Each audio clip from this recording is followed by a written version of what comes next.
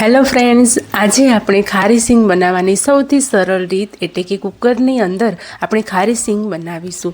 બિલકુલ સરળ રીત છે અને એકદમ બજાર જેવી ખારી સિંગ બનીને તૈયાર થશે અને તમે લાંબો ટાઈમ સુધી સાચવી શકશો, ખોરી પણ નહીં થાય અને એકદમ શુદ્ધ ઘરની આપણે ખારી સિંગ માર્કેટ જેવી જ બનાવીને તૈયાર કરીશું. તો ખારી સિંગ બનાવવા માટે સૌથી પહેલાં આપણે કુકર લઈ લેવાનું છે અને કુકરની અંદર આપણે અહીંયા 1.5 બાઉલ આપણે અહીંયા પાણી લેવાનું છે. એટલે કે તમારે જેટલી ખારી સિંગ બનાવવાની હોય ને, માની લો કે હું અહીંયા 3 બાઉલ જેટલી સિંગ બનાવવાની છું, તો એની સામે 1.5 વાટકી જેટલું આપણે પાણી લીધું છે. અડધું પાણી લેવાનું છે. સિંગ અહીંયા સારી રીતે ડૂબી જવી જોઈએ.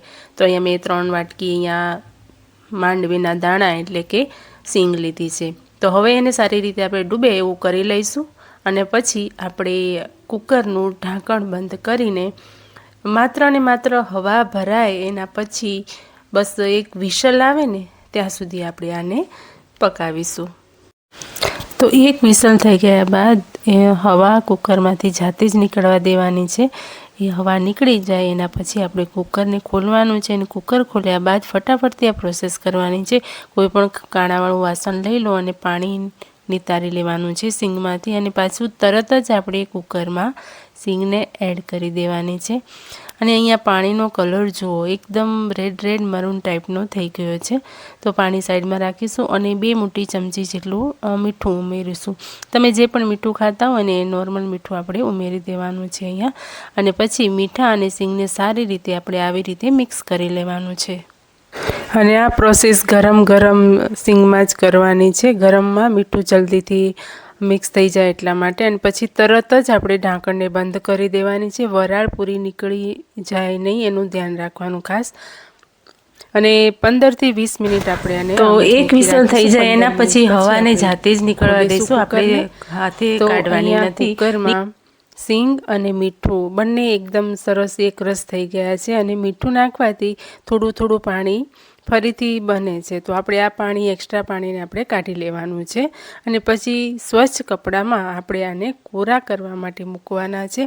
તો અહીંયા મેં કોટનનું એક કપડું લીધું છે અને બહાર થોડો તડકો સારો છે, તો તડકામાં આપણે સૂકવીશું ને તો 1 થી 1.5 કલાકની અંદર આ સિંગ જે છે એકદમ સરસ કોરી થઈ જશે. અને જો તમે તડકા વગર સૂકવવા માંગો છો તો તમે ઓવરનાઇટ મૂકી શકો. જો તમે રાતે કરો ને તો તમે રાતે પંખા નીચે મૂકી શકો ને એમને જો તમારે મૂકવું છે તો 3 કલાક તમે મૂકશો એટલે સિંગ એકદમ કોરી થઈ જશે. આપણે સૂકવવાની નથી, આને ફક્ત કોરી કરવાની છે. એની અંદરનું પાણી જે છે ને એકદમ નીકળી જાય, સુકાઈ જાય ત્યાં સુધી આપણે આને સૂકવવાની છે. એટલે જો તમે છાયામાં મૂકશો તો 3 કલાક લાગે અને તડકામાં મૂકશો તો 1.5 કલાકની અંદર સરસ એવી સિંગ કોરી થઈ જશે. કોરી થઈ ગયા પછી એકદમ એનો કલર બદલાઈ જશે, એકદમ વ્હાઈટ જેવું દેખાવા લાગશે. જેમ કે માર્કેટમાંથી આપણે લાવીએ છીએ ને ત્યારે એનો કલર હોય છે ને એવો થોડો થવા લાગશે. હવે આપણે ગેસ પર એક જાડા તળિયાવાળી કઢાઈ લેવાની છે અને એક મોટો વાટકો ભરીને મીઠું એડ કરવાનું છે અને મીઠાને 2 મિનિટ માટે આને આમને આમ જ ગરમ થવા દેવાનું છે.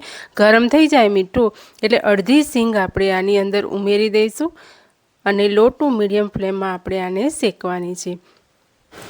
અને સિંગદાણા શેકતી વખતે ખાસ ધ્યાન રાખવાનું કે આપણે ચલાવવાનું મૂકી નથી દેવાનું, સતત આપણે આને હલાવ્યા જ કરવાનું છે. જો તમે હલાવવાનું બંધ કરી દેશો ને તો સિંગ નીચે દાજવા લાગશે એટલે કાળી થઈ જશે. નીચે એક સાઈડ કાળી રહેશે, એક સાઈડ આવી રીતે રહેશે એટલે એકદમ આપણે જોવામાં પણ નહીં ગમે. અને પછી 5 થી 7 મિનિટની અંદર આ સિંગ સરસ એવી શેકાઈ જશે. શેકાઈ ગઈ કે નહીં એ ચેક કરવા માટે આવી રીતે સિંગનો દાણો લઈને તમારે મસળી જોવાનું. જો ફોતરો નીકળે ને તો સમજી લો કે સિંગ શેકાઈ ગઈ છે. શેકાઈ ગયા પછી આપણે જે તળવાનો જારો હોય ને એની મદદથી આપણે બધી સિંગને કાઢી લેવાની છે અને ફરીથી એના એ જ સેમ પ્રોસેસમાં આપણે ફરીથી સિંગદાણાને શેકવા છે લો ટુ મીડિયમ ફ્લેમમાં. અને આ બધી સિંગ શેકાઈ જાય એના પછી આપણે સિંગને એકદમ ઠંડી થવા દેવાની છે. ઠંડી થાય પછી જ આપણે કોઈ કન્ટેનરમાં ભરવાની છે, ત્યાં સુધી નથી ભરવાની. જો પહેલાં જ તમે ભરી દેશો ને તો એકદમ સિંગ ચવડ થઈ જશે એટલે કે એકદમ પોચી લાગશે, કડક નહીં રહે. તો અહીંયા હું તમને ચેક કરીને બતાવું કે સિંગ અંદરથી કેવી છે. ઉપરથી તો સરસ દેખાય છે માર્કેટ જેવી, પણ અંદરથી આપણે જોઈએ કે કેવી થઈ છે. મિત્રો, તમને આ મારો વિડીયો ગમે ને તો પ્લીઝ વિડીયો પર એક લાઇક જરૂરથી કરી દેજો અને તમારા બધા જ મિત્રોને આ વિડીયો શેર કરજો. જો એમને પણ ખારી સિંગ ખાવી ગમતી હોય અને માર્કેટમાંથી મોંઘી પડતી હોય તો આ વિડીયો જોઈને એ બનાવશે તો એમને પણ ગમશે. તો મિત્રો, જોઈ શકો છો કે તમે સિંગનો દાણો એકદમ સરસ એવો લાલાશ ઉપર થઈ ગયો છે. બિલકુલ માર્કેટ જેવી જ સિંગ બનીને તૈયાર થઈ છે. જો તમારે બાળકોને હોસ્ટેલમાં સિંગ મોકલવી હોય ને તો આ રીતે તમે બનાવીને એ કન્ટેનરમાં ભરીને મોકલશો ને હોસ્ટેલમાં તો એ મહિનાઓ સુધી ખોરી નહીં થાય ને આવીને આવી ફ્રેશ જ રહેશે. એટલે એક વખત આ સિંગ કરવાનું તમે જરૂરથી ટ્રાય કરજો. ટ્રાય કરી અને મને કોમેન્ટમાં જણાવજો કે તમારી સિંગ એકદમ માર્કેટ જેવી પરફેક્ટ બની કે નહીં. અને જો બની હોય ને તો એક લાઇક અવશ્યથી કરી દેજો. ભલે પછી કરજો પણ અવશ્ય કરજો. તો હું કાયમથી આવા નવા રેસીપીના વિડીયો, ટિપ્સ અને ટ્રિક્સ કાયમ લાવતી રહું છું.